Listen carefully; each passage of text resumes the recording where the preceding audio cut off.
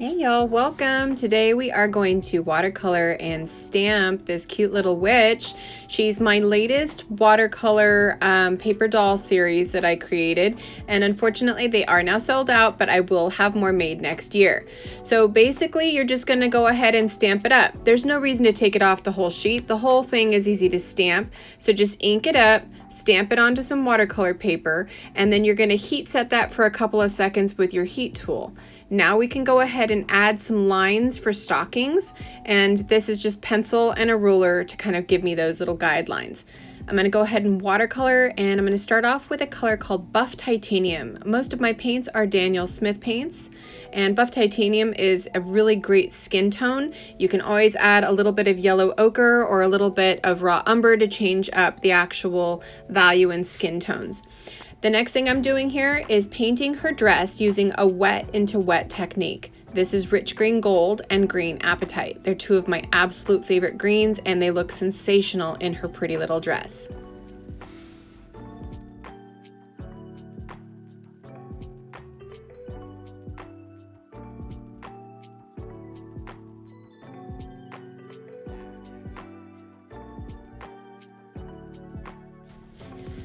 I'll add a tiny bit of yellow to the jack-o'-lantern's eyes, nose, and mouth and insides, and a little bit more rich green, gold, and green apatite on the little mandrake plant.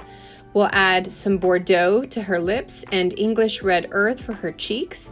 And for her hair, it's not really black, it's called Alvaro's Caliente Gray, so it's a warm gray. Then we're going to go ahead and do the stockings. I adore a good striped stocking, so we're going to do orange and green for those.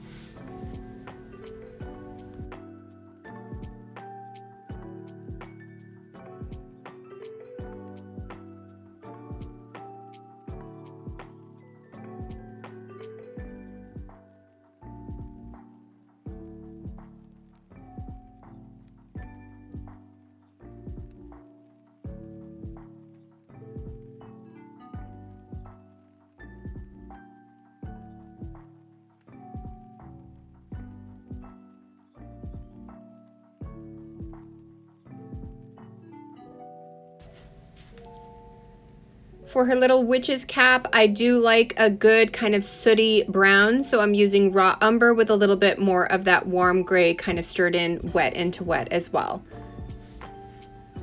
I'm adding a little bit of orange into her collar for some variation and a bit more raw umber for her cute little foraging pouch. Then yellow in the stars, and then I'm going to do a little bit of the Caliente Gray in the moon and just simply wash it out so it's really soft. I'll also go ahead and do a little bit of English red earth for his cheek.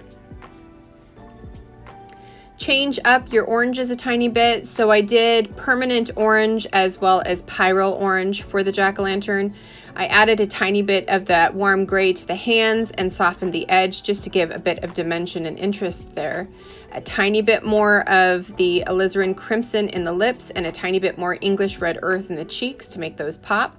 And then I'm pulling out my Emily Grace paints. These are extremely glittery and sparkly watercolor paints. You can pick those up on Etsy as well as on her website, Emily Grace Palettes.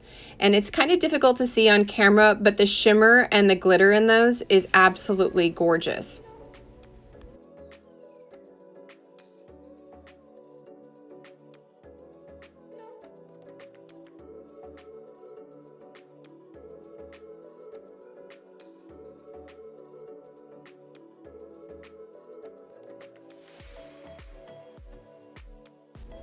Once all of your paint is dry, we can go ahead and use our fussy cutting scissors. These are cutter bees to cut out all of those tiny little details.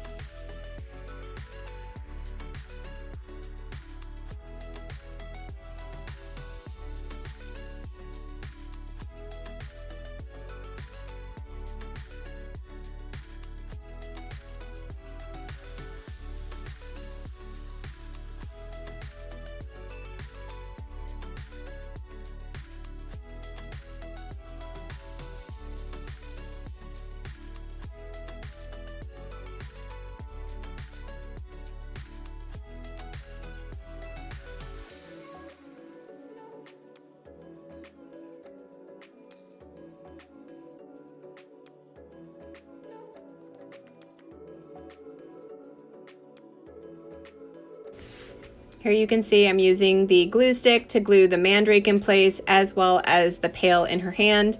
It just keeps things from kind of like falling off and getting lost in the whole work process.